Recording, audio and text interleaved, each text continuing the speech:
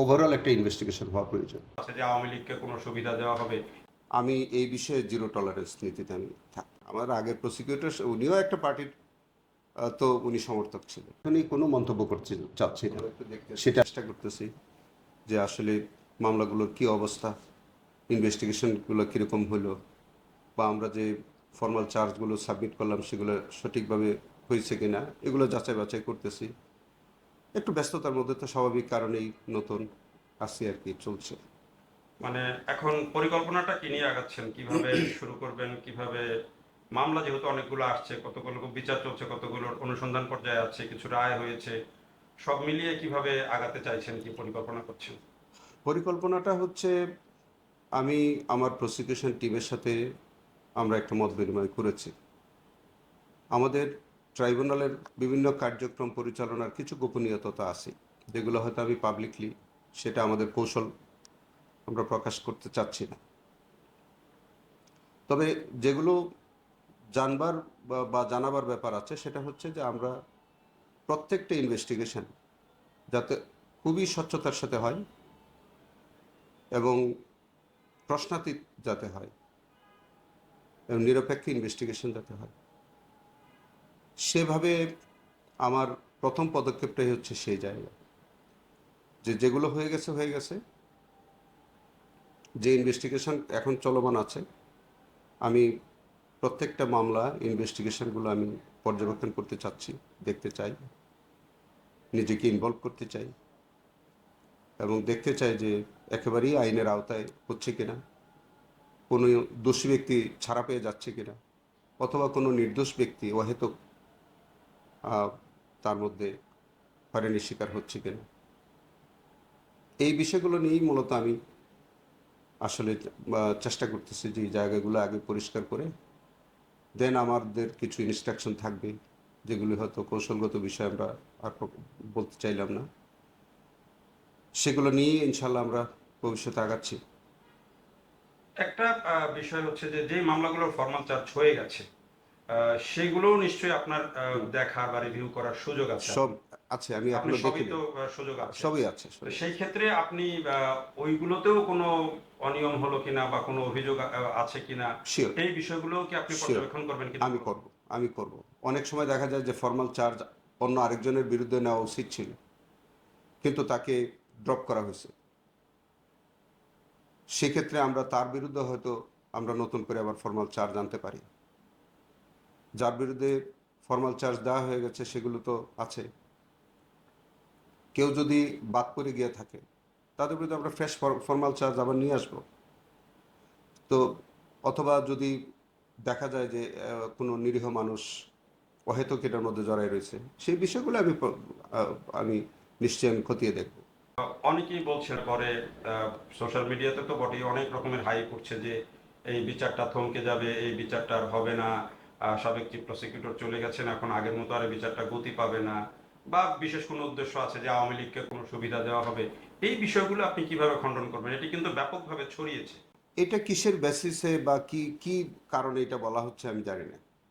এটা যারা বলছেন এটা তাদের বিবেচনা, সেটা তো আমি বলতে পারবো না তারা কোন পারসেপশন থেকে ওটা কথাগুলো বলছেন। দেখেন, আমরা আওয়ামী লীগ, বিএনপি, জামাতে ইসলাম কিংবা অন্য কোনো পার্টি বেসিসে তো আমরা এখানে বিচার এর কোনো বিষয় আমরা দেখছি না। আমরা তো দেখতেছি ওখানে একেবারেই আইনের আওতায় কেউ যদি অপরাধ করে থাকেন, তিনি কোন পার্টির, সেটা তো দেখবার আমার কোনো অবকাশ নাই। আমি তো দেখবো অপরাধী চিহ্ন, আমি পার্টির বিবেচনা করার তো এখানে কোনো অবকাশ নেই। আমি একটি দলের হয়তো আমি সমর্থক, সেই সেই কারণে পারসেপশন তো ভিন্ন হতে পারে না। আমার আগের প্রসিকিউটর উনিও একটা পার্টির তো উনি সমর্থক ছিলেন।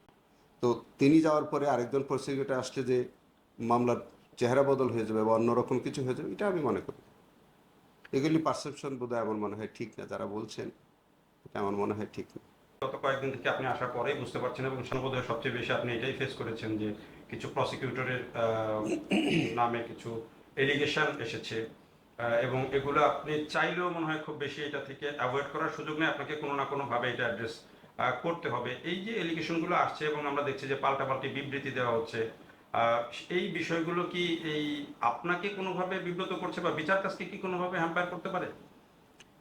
বিচার কাজকেও হ্যাম্পার করবে না, তবে আমরা বিশ্বাস করি যে এই অভিযোগগুলো অসত্য হোক, এটাই চাই। আহ, আর আমাদের মধ্যে অন্তত এই ট্রাইব্যুনাল সম্পর্কে এরকম কোনো অভিযোগ উঠুক, এটা আমি ব্যক্তিগতভাবে চাইব না। কারণ এই ট্রাইব্যুনালের একটা আলাদা মর্যাদা আছে। আমি মনে করি যে এখানের সাথে অনেকের আমাদের একটা ইনভলভমেন্ট আছে।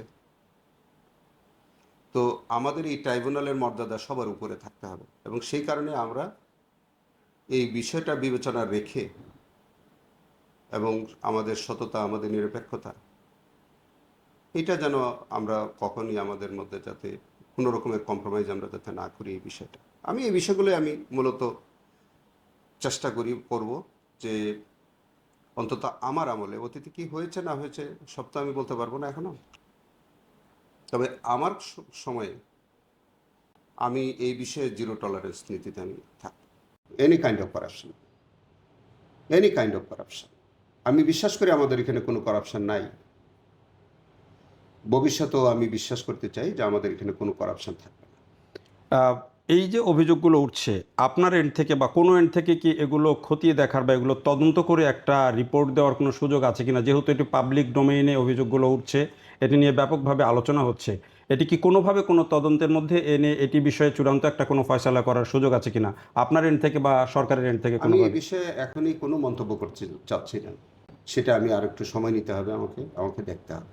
জুলাই বিপ্লবের যে ঘটনা, সেই ঘটনাটার একটা তদন্ত জাতিসংঘ দিয়েছে। সেই তদন্ত আমাদের এখানে জাতিসংঘের তদন্তটা আমাদের বিচারে ইনকর্পোরেট হয়েছে।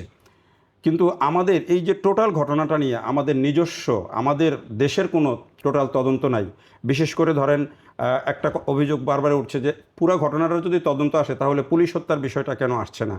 সব মিলিয়ে যে পুলিশ হত্যার ঘটনা হোক বা স্নাইপারের বিষয়গুলো, যেই বিষয়গুলো খুব আলোচনায় ছিল ওই সময়, আমরা দেখেছি ওই স্নাইপার, এই বিষয়গুলো পুরো তদন্তের মধ্যে সেইভাবে আসে না। আপনার কি মনে হয় যে এই পুরো ঘটনাটা আসলে একটা ওভারঅল তদন্ত ভালোভাবে হওয়া উচিত আমি আমাদের আপনার এখান সাথে থেকে? একমত, আমি সম্পূর্ণ একমত।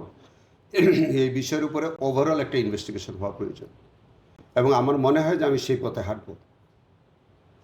আমাকে একটু সময় দেন, সেই পথে ইনশাল্লাহ আমি হাঁটব। দেশের মানুষও যাতে বুঝতে পারে যে আসলে ইনশাল্লাহ, ঘটনাটা কি ঘটেছিল। ইনশাল্লাহ, অবশ্যই অবশ্যই। এত বড় আকাঙ্ক্ষা যে এতগুলো মানুষ আত্মাহুতি দিয়েছে, আর সেই জায়গায় যদি আমরা কাজ না করি তাহলে তো জাতি আমাদেরকে ক্ষমা করবে না। তো সেই বিষয়ে আমাদের কোনো ইয়ে নাই। সেই জায়গাগুলো আমাদের ওভারঅল তদন্ত ইনশাল্লাহ আসবে, এবং আমি সেই পথে আমি হাঁটবো ইনশাল্লাহ। বেশ কয়েকটা রায় হয়ে গেছে, সাবেক প্রধানমন্ত্রী শেখ হাসিনা সহ আসামিরা অনেকেই পলাতক, তাদেরকে দেশে আনা সম্ভব হয় নাই। এই বিষয়ে আপনাদের তরফ থেকে আপনার আমি টিমের তরফ আমি থেকে আমি নতুন কোনো? জাজমেন্টগুলো এখনো তো দেখার সুযোগ পাইনি। আমি জাজমেন্ট দেখবো, ইতিমধ্যে আমাদের মধ্যে আলাপ আলোচনা হয়েছে। আমি জাজমেন্টগুলো দেখে এই বিষয়ে। অনেক ধন্যবাদ থ্যাংক ভাই। You, thank you. Thank you. ছবি